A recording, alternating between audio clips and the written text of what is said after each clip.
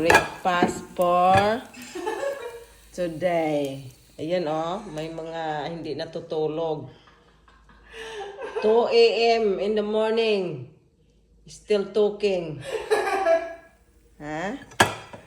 Disturbing with other people sleeping in the bedroom. Ito na. Tatapon na sana to ni Andrea.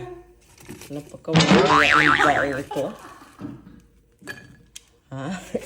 Tapos yung uwi nila kagabi, siya din ang kumain sa iba. Ayun kinain niya. Nag-uwi-uwi pa, siya din ang kumain. Kaya ito na lang kainin ko, kaya kinain na niya yon.